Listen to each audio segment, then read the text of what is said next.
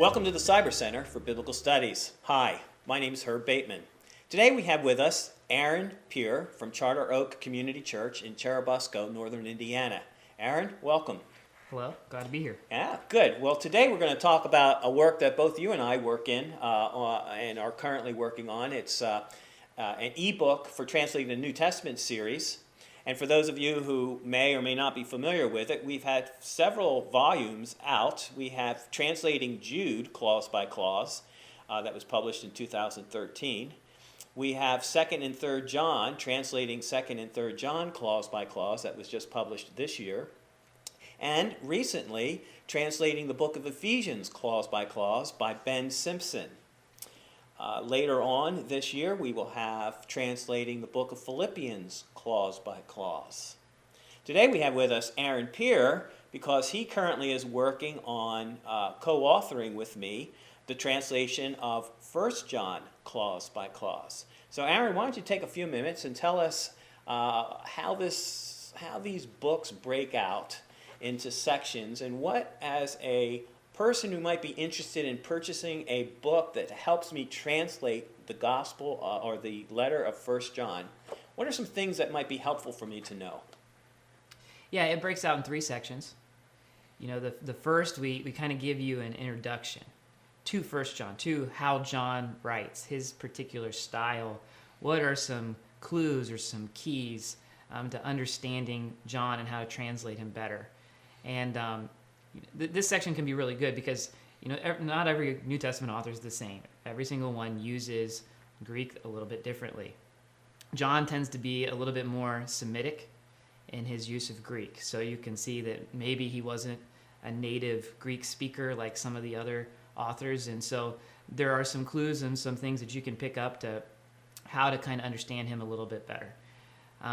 You know, for instance, he uses a lot of participles, and he uses them in a lot of different ways, sometimes adjectively, sometimes adverbially. And so, you know, just being able to kind of look at a participle and be able to know kind of the options that exist, you know, that's one of the things we're going to equip you with. You know, we're going to equip you with, you know, anything, other kind of quirks that he might have, you're going to be able to know right from that introduction. So we're going to give you tips on how to translate it. The second section is kind of a do-it-yourself section. We have it broken up, and we've broken up the letter into manageable pieces. We've given you a contextual orientation, you know, that kind of gives you the big picture of 1 John, and then it's going to give you kind of the picture of those particular verses that we're studying. So you can see the forest before you kind of start looking through the trees there. And then we have a Greek text there where you can parse the verbs and verbals yourself, and we want you to color them, you know, yellow for present, or, you know, different colors so that you can visually see what tenses things are. And then we have it broken up into a structural outline for you so that you can translate it right there in your workbook. And it's really easy because, you know, you've only got that particular clause to deal with as you're translating each of those clauses. So we've tried to make it as simple as possible for you to do it yourself and for us to kind of guide you along. And then that leads to section number 3, and that's kind of our answer key, you know, where we have looked at all the major structural markers, you know, all the main verbs and, you know, all of the conjunctions like hinnas and hadis and things like that, and we have interpreted them in the way that we think they are. We've dealt with the syntax. Because, you know, a lot of times you're reading a commentary, and they don't even mention syntactical categories or what's going on syntactically. And so that's kind of one of the driving purposes behind this, is to kind of dig a little bit into the syntax, not as much into the exegesis. And so it's definitely a good complement, you know, to using your traditional critical commentaries. You know, it's going to get, you know, below the surface of the syntax and give you options and try to lead you towards ones that are more probable than others. Okay. You mentioned, and just out of curiosity, for those who may not be aware of the term structural markers, how might you define a structural marker for our audience who may or may not be aware of that term? Because it's pretty significant for all of these books when we think about breaking a section of a letter into a unit of thought, independent clauses by dependent clauses. What are structural markers? What did you mean by that? Yeah, I mean, structural markers are just words inside of whatever document that we're studying that are big clues as to the flow of thought. Okay. So conjunctions are going to be a very important structural marker, because a conjunction is going to kind of point out, is this a coordinating idea? Is this a subordinating idea? If it's a subordinating idea, how does it relate to the main verb of the independent clause?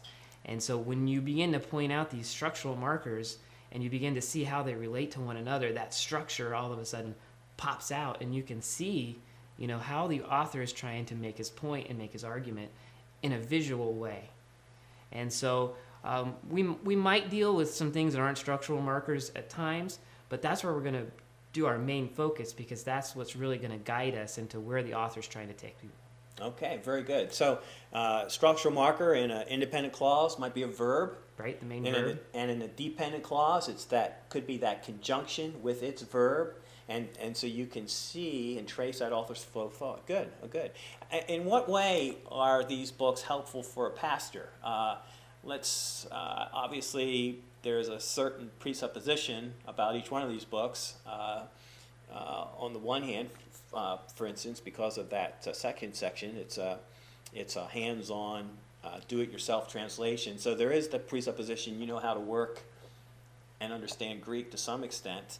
How does this book help in a pastor as you think through your usages of them, as you've used these books for preaching and preparing series? Yeah, it's very helpful for me.